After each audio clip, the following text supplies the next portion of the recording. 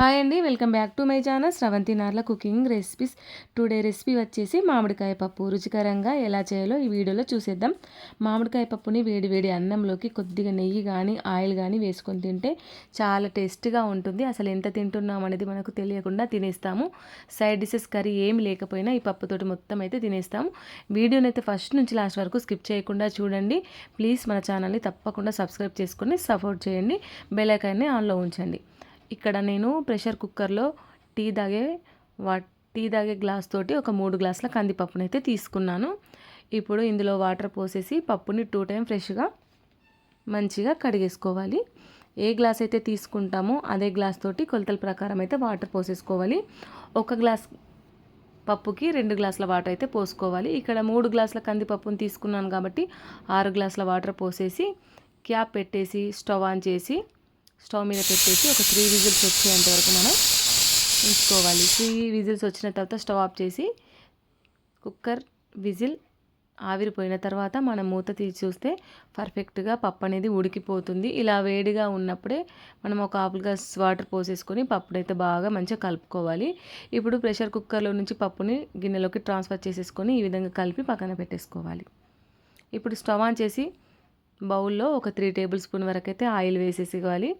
Oil heat అయ్యేంతలోపు నేనైతే ఇక్కడ onions, mango, పచ్చిమిర్చి అయితే కట్ చేసి పెట్టుకున్నాను. ఈ విధంగా ముక్కలుగా కట్ చేసుకొని పీస్ని కూడా పప్పులో వేస్తే పీస్ కూడా చాలా బాగుంటుంది మామిడికాయ పప్పులో.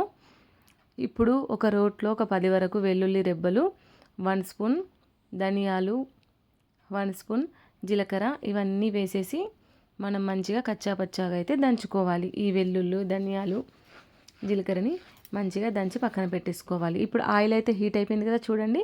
ఇప్పుడు ఇందులో 1 స్పూన్ ఆవాలు, 1 స్పూన్ జీలకర్ర, మనం దంచుకున్న వెల్లుల్లి పేస్ట్ వేసేసి ఒకసారి బాగా మిక్స్ అయ్యేంత వరకు అయితే కలుపుకోవాలి.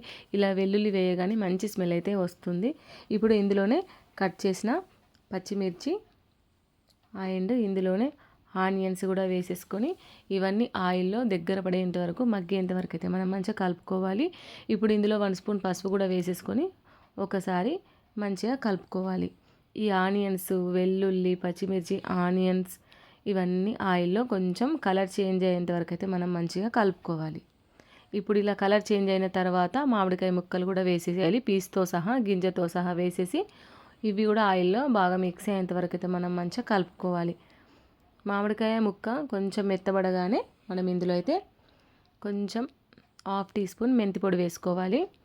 ఇలా తాలింపుకు మెంతిపొడి వేసుకోవడం వల్ల పప్పు చాలా టేస్ట్గా ఉంటుంది, చాలా మంచి స్మెల్ అయితే వస్తుంది.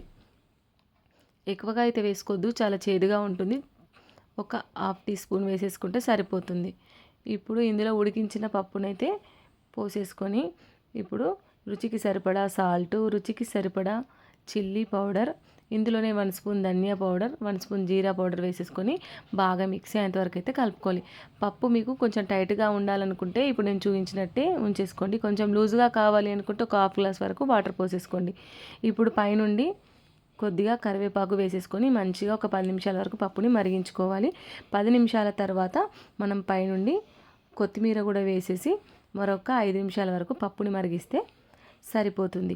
పీస్ ఇందులో ఉడికిపోతుంది కదా పప్పులో పీస్ అయితే చాలా టేస్ట్గా ఉంటుంది. అసలు తిన్నా కొద్దీ తినాలనిపిస్తుంది. మేమైతే మామిడికాయ పప్పులో కంపల్సరీ పీస్ అయితే వేసుకుంటాము. మీలో ఎంతమందికి పీస్ అంటే ఇష్టమో లేదో కామెంట్ చేయండి. ఇలా 10 నిమిషాల వరకు ఉడికిస్తే సరిపోతుంది. ఎంతో టేస్టీగా మామిడికాయ పప్పు అయితే రెడీ. మామిడికాయ పప్పు ఈ విధంగా చేయండి, చాలా టేస్ట్గా ఉంటుంది. మీ పప్పుకైతే తిరుగుండదు. ఈ వీడియో కనుక నచ్చినట్టయితే లైక్ చేయండి, షేర్ చేయండి, కామెంట్ చేయండి. మీ ఫ్రెండ్స్కి, మీ ఫ్యామిలీ మెంబర్స్కి, రిలేటివ్స్కి అందరికీ ఈ వీడియోని షేర్ చేయండి. మీరు ఒక్క లైక్ చేయడం వల్ల మన ఛానల్ అనేది ముందుకెళ్తుంది. బెల్ ఐకాన్ని ఆన్లో ఉంచండి. ఇలాంటి మంచి మంచి రెసిపీస్ కోసం మన ఛానల్ని తప్పకుండా సబ్స్క్రైబ్ మాత్రం మర్చిపోకండి. Thank you for watching. Bye.